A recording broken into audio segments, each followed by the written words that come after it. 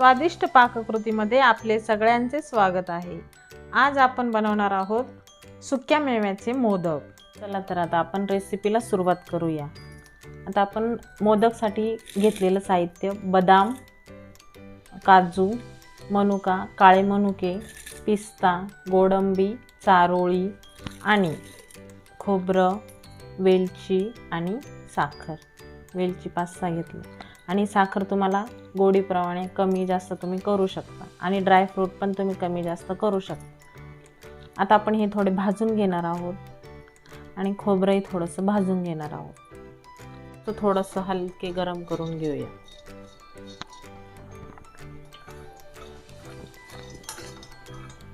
भाजून घेतल्याने त्याची चव एकदम छान लागते। एकदम मस्त आपण भाजून घेतलंय। आता आपण हे काढून घेऊया। हे मस्त भाजून घेतलेलं आहे। तुम्ही मिक्सर मध्ये पावडर करू शकता किंवा खलबत्त्यात बारीक जाड बारीक करू शकता।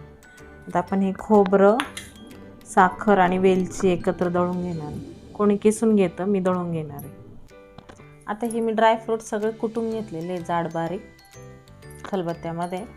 आता मी खोबरं, साखर, वेलची पावडर सगळं एकत्र करून हे याच्यात टाकणार आहे।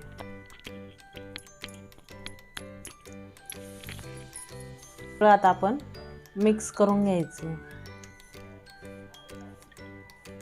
ड्राय फ्रूट्स, खोबरं, साखर, वेलची पावडर। चला तर आता आपण ना मोदकची पारी बनवण्यासाठी घेतलेलं हे पीठ आहे। हे आहे गव्हाचं पीठ, साधारण छोटी 2 वाटी। हे आहे चण्याच्या डाळीचं पीठ, हे 1 वाटी आणि मैदा आहे 1 वाटी। आता हे तिन्ही पण एकत्र करून घ्यायचे। त्यात आपण चवीनुसार थोडं मीठ टाकून घेणार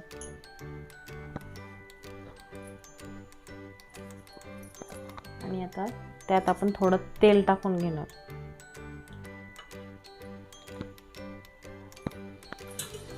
हे पूर्ण आपण मिक्स करून घ्यायचं। आता आपण हे पीठ थोडं थोडं पाणी टाकून मळून घ्यायचंय। जास्त घट्ट पण नाही मळायचंय आणि जास्त सैल पण नाही। जसं आपण पोळीसाठी मळतो त्यापेक्षा थोडं घट्ट मळायचंय। यात आपलं पीठ मळून झालेलं आहे। त्याला आता आपण 10 मिनिटं झाकून ठेवणार आहे। मस्त आहे बघा, जास्त घट्टही नाही आहे आणि जास्त पातळही नाही आहे। आता याला मी वाटीमध्ये झाकून ठेवते। मस्त एकदम छान भिजलेलं आहे। त्याला थोडं आता मळून घेऊ। एकदम मऊसूत झालं बघा, किती घट्ट मळलेलं होतं। आता आपण याचं छोटे छोटे घेऊन गोळे घेऊन आणि मोदक लाटायला घेणार। हे असे गोळे घ्यायचे छोटे छोटे आणि याची आपण पारी बनवायची। तर मी गव्हाचं पीठ घेतलेलं आहे लावायला। हे असं पोळपाटावर लाटून घ्यायचं। जास्त जाडही नाही ठेवायची, जास्त पातळही नाही करायची, मीडियम आकाराची पारी ठेवायची आपल्याला।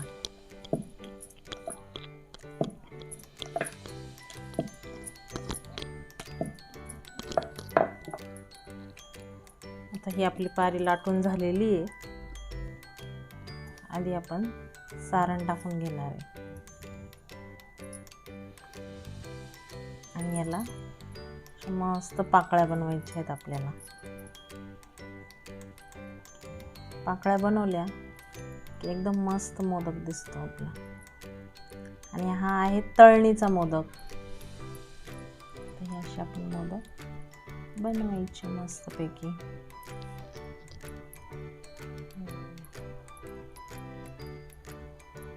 आपला मोदक असा तयार झालेला आहे। आता त्याचप्रमाणे आपण दुसराही मोदक तयार करायला घेणार आहे।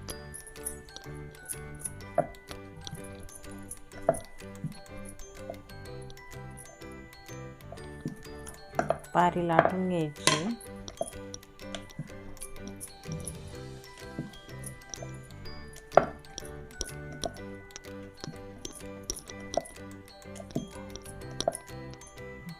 आधीच्या मोदकमध्ये आधी आपण सारण घालून घेतलेलं होतं बनवताना. आता आधी आपण पाकळ्या बनवून घेणार आहोत. दोन्ही पद्धतीने करता येतो आपल्याला मोदक. हे झाले आपले आता मोदक मस्त पाकळ्या तयार झालेल्या आहेत. त्यात आपण सारण टाकून घेणार आहे.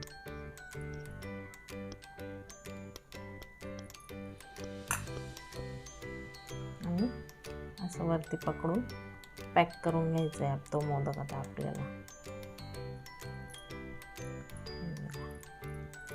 आणि वरती जे पीठ असतं ते आपण काढून घ्यायचं जास्तीचं असलेलं. आता आपण ते पीठ हळूच काढून घेणार. एवढं पीठ निघालेलं आहे. हा झाला आपला ड्रायफ्रूटवाला मोदक तयार. दिसायला पण छान दिसतोय. हे बघा आता आपले मोदक सगळे करून झालेले आहेत. आता आपण तळण्यासाठी तेल किंवा तूप वापरू शकता तुम्ही. मी आता तेल घेतलेलं आहे. आता तेल मध्यम आचेवर आपण तळणार आहोत. तेल आता आपलं गरम झालेलं आहे.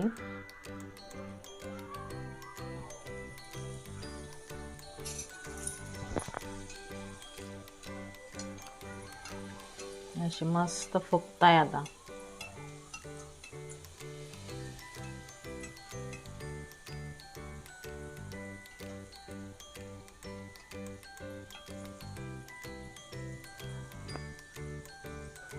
आपण असं तेल टाकणार आहोत त्याच्यात. मस्त आपले मोदक फुगताय. मध्यम आचेवर तळतोय आपण.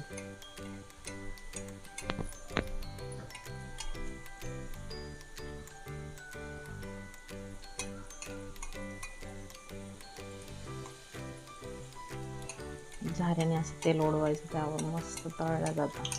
मोदक आपण काढून घेऊया. मस्त असे खरपूस तळले गेलेले मोदक आहेत.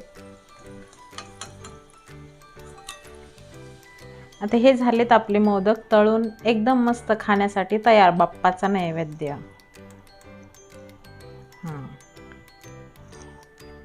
आजची रेसिपी तुम्हाला आवडली असेल तर लाईक, सबस्क्राईब, शेअर करायला विसरू नका. धन्यवाद.